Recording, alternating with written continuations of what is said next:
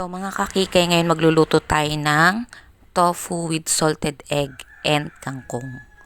So nag-crave ako nito kaya ito magsisimula tayo. So itong ginisa na to is yung pinaggisahan ko lang din, pinagprituhan ko lang din ng tofu. So una, lalagyan lang natin ng bawang. So igigisa lang natin yan. Gusto ko lang siyang yung mapulang-mapula yung bawang. So, ganyan lang.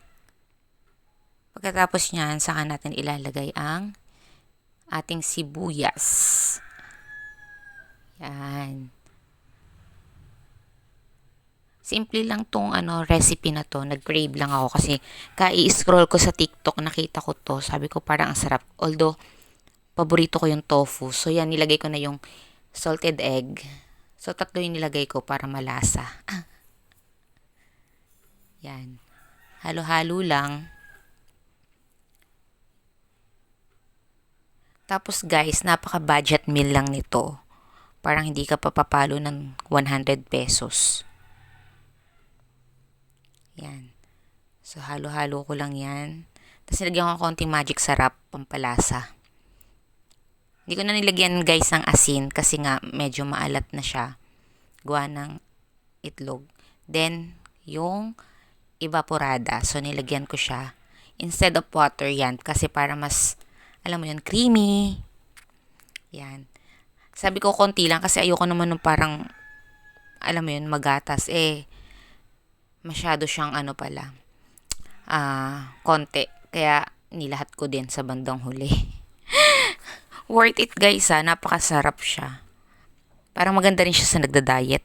Or, hindi ko sure ha. Pag gusto mo mang no rice, yan. So, ang ginawa ko guys, 2 taling kangkong para medyo marami yung kangkong.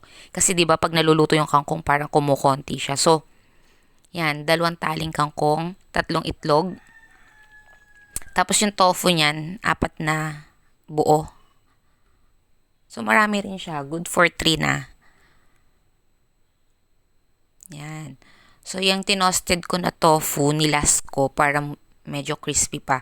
And take note, hindi ko masyadong niluto yung kangkong para medyo, alam mo yun, crunchy pa pag kinagat. Para siyang spinach. Yan. Kasi yung anak ko, hindi siya mahilig din sa tofu. Kaya ang ginawa ko, tinosted ko para pag kinagat, alam mo yun, hindi mo malasahan yung loob. Yan. Nilagyan kong konting sili, parang isang piraso lang, para medyo may, alam nyo yun, anghang. Yan, para hindi maumay. So, kumagat naman. Hindi ko rin masyadong para nandun pa yung anghang. So, hinalo-halo ko lang siya. Yan. Tapos na siya, kasi luto naman na yung tofu. So, ito yung nilagay ko na siya. So, mga kakikay dito, tinikman ko na, nawala yung sounds, hindi ko na alam paano hanapin. So, tinikman ko. At syempre, as paborito yung tofu, gusto ko yung lasa. At ako din kasi yung gumawa, kaya gusto ko. Charis. Syempre, pinatikman ko din kay asawa ko.